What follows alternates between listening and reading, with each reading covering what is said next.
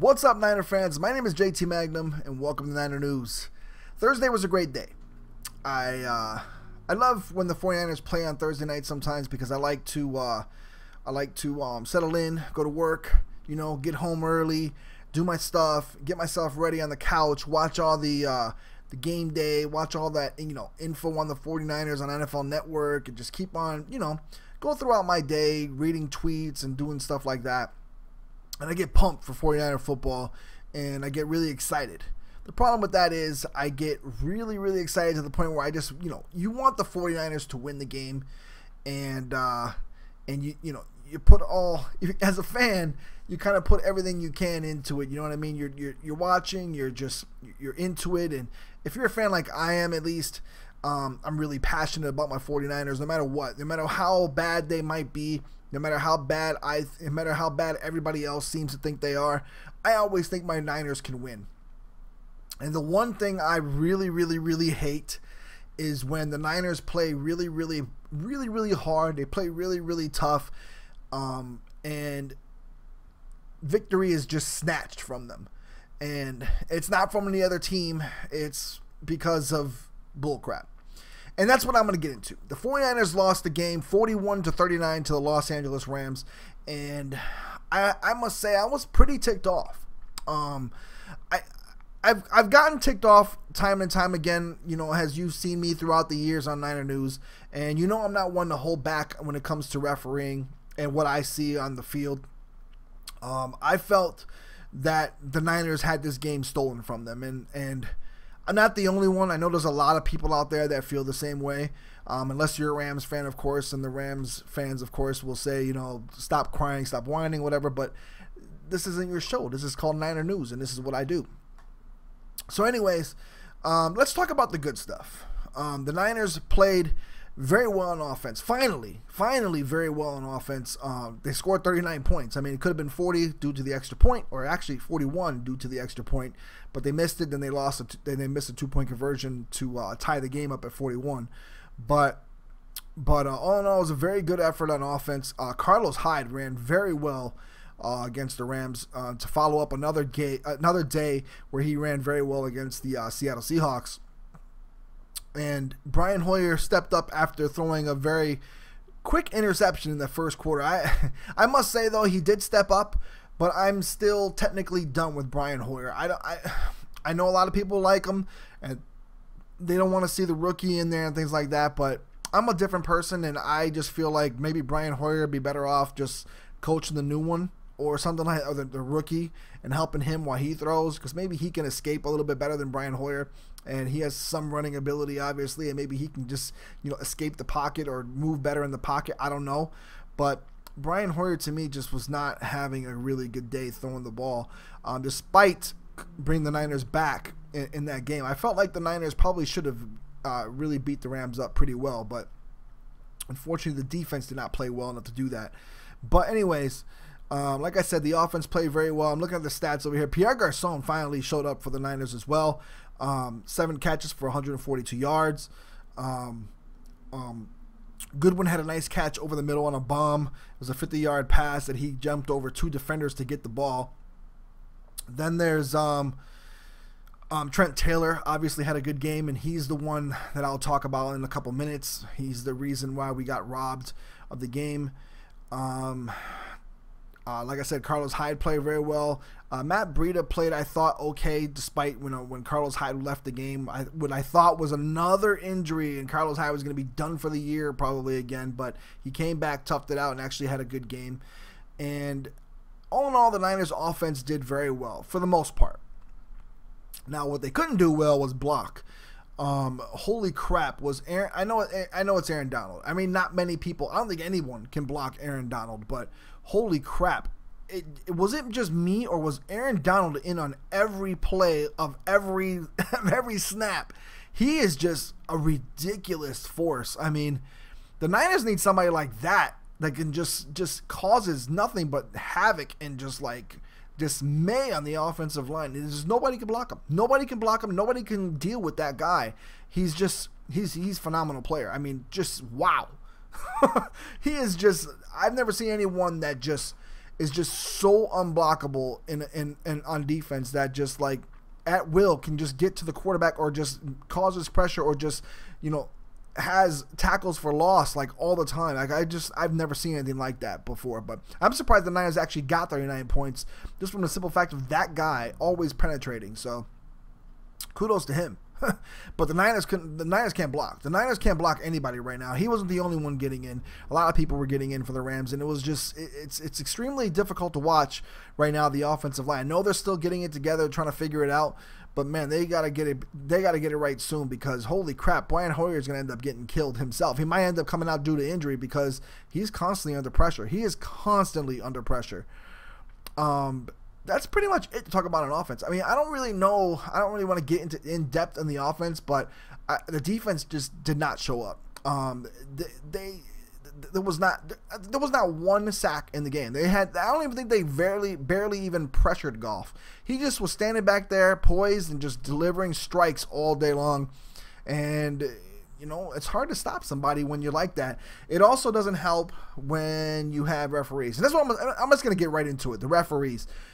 They helped keep the Rams on the field. 49ers got out of some plays, but there was 2 defensive pass interference calls that should have not been called on the 49ers. Now, I will say this.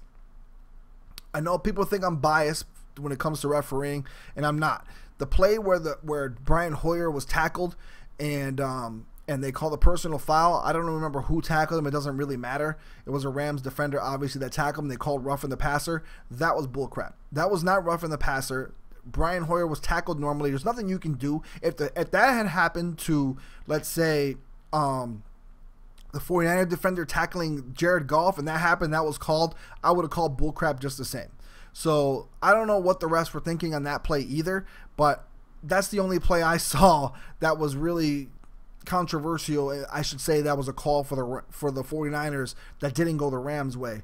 As for the 2 pass interference plays, they were not pass interference. They were very good coverage. Both of them, I think, were Rashad Robinson. No, one was Rashad Robinson and one was Dante Johnson.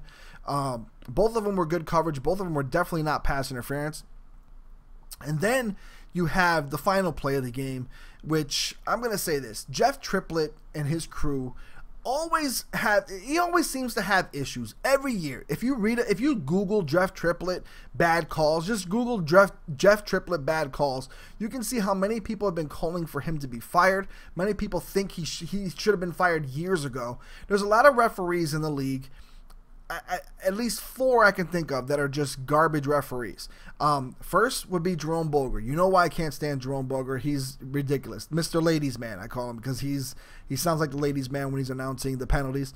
Anyways, Jerome Boger, Gene Steratore, Pete Morelli, and Jeff Triplett. These guys have been around forever, it seems like, and they seem to be the ones always in on controversial calls. You don't see a lot of other refs having that much trouble when it comes to controversy, things like that. But these 4 names always seem to be the ones that stick out when it comes to controversial bad calls.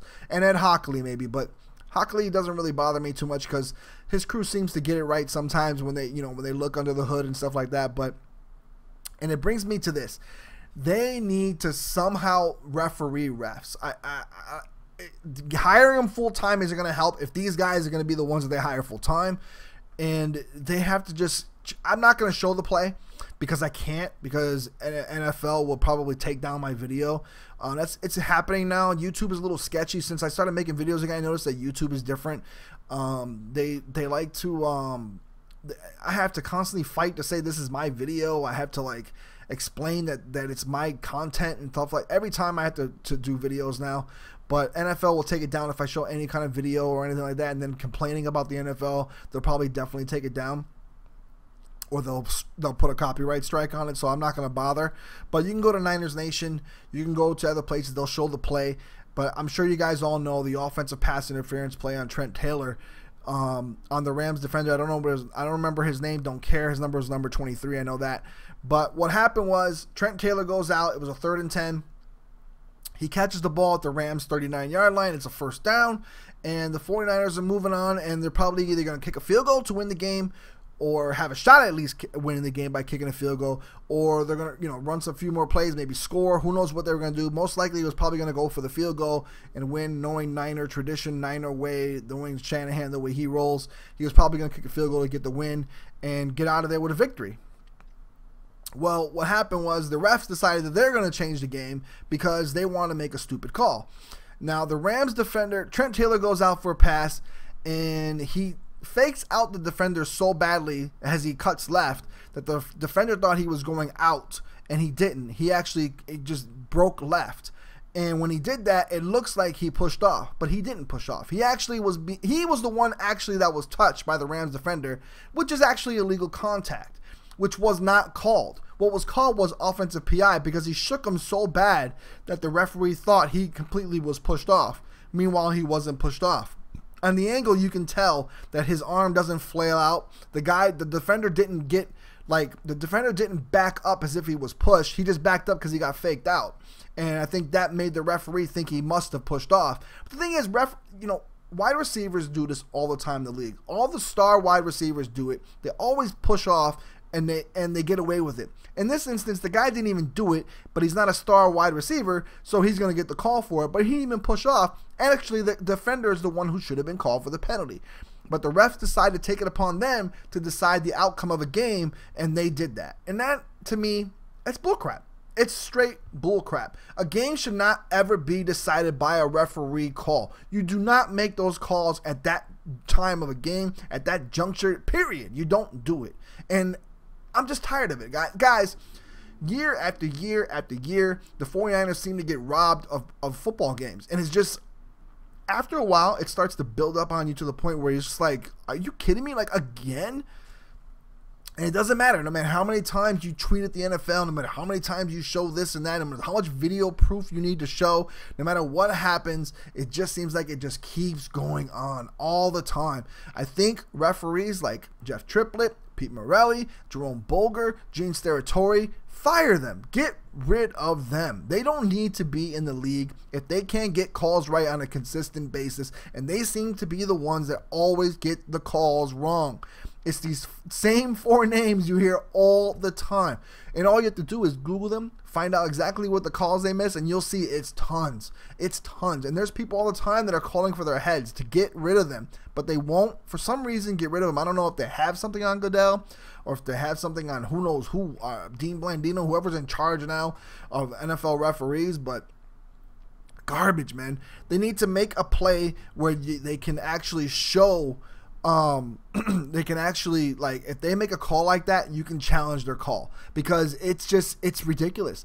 And you can say, hey, this is actually defensive pass interference. This is actually illegal contact. You need to look at this again and check what you just said, or check what the call is you just made, because what you made was wrong. You need to be able to challenge a ref. They have a challenge flag for things like, fumbles and things like that, or touchdowns, or player caught the ball in bounds, or it is a catch, it isn't catch. They have all kinds of different things for challenge flags, but they need to be able to have a challenge flag for a ref, another different color that you throw on the field and say, you know what, I don't like that call you just made. I think you made the wrong call. I think my guy actually didn't hit him with his helmet. I think my guy hit him with his shoulder, and you just called helmet-to-helmet contact, and you just cost our team 15 yards, and now we're going to lose the game because of this. But no, I'm going to throw this flag out. I'm going to challenge your call, and you're going to look at it, and you're going to make the right call now, because this is what actually happened. And I think that's what needs to happen. They need to somehow implement some kind of system where the coach is allowed to challenge the referee's calls, and you can be able to win those challenges in critical points in the game like that keeps your team from being on the verge of winning to end up losing because of a call that a ref makes. That's a mistake. And it was a mistake. It was a bad call. And then it was in no way, shape, or form the right call. And anybody who saw that, unless you're a Rams fan who's just biased and maybe saying, oh yeah, he did push off. No, he did not. And I'm telling you right now, that's just rough. It's rough to watch your team lose. That when they play so hard to battle back and they're losing, and they come back and they're about to maybe possibly win, and it's just snatched away from a referee who decides to just blow a whistle for no reason whatsoever and then make a wrong call. It's sad. It's very sad to watch, and it pisses me off. And to the point where I'm just spoke 10 minutes about it probably. It's very frustrating. I mean, we could be sitting here having a conversation about how good the game was offensively, how good the game was back and forth as both teams battled. Both teams were scoring up and down the field. It was a shootout. It was a great Thursday night game. And, you know, it was one of the best Thursday night games we've seen in a long time, period. I don't think there's another Thursday night game. Thursday night games are notorious for sucking. Like, they're horrible. For fantasy people, for anybody, they're just notorious for sucking because they're just garbage games usually all the time, and nobody wants to watch them. But this one ended up being a shootout, ended up being great, but then it has this controversial ending that makes you just say to yourself, you know, the NFL sucks when it comes to refereeing. Like, that's how you feel after watching that game. After that great game was played, you have to deal with something about referees have to stupid blow their whistle and just, instead of just staying out of it, stay out of it. Just stay out of it, refs. Unless it's blatant, unless it's like something crazy blatant that you have to, you know, no choice but to whistle it, then fine. But don't judge a game and don't change the outcome of a game because you feel like being whistle happy. You're nobody. You're just referees. These guys were out there laying it all on the field, and you little punk referees decide to blow a whistle. It just makes no sense. So anyways, let me know in the comment section what you thought about the game. Let me know what you thought about the calls in the game. Like I said, you've already heard me, so you already know my feelings about the situation. But let me know in the comment section what you guys thought of the game. Let me know what you think of the upcoming game. I think you're playing the Cardinals. All right? So for JT Magnum, Niner News, I'm out. Peace, y'all.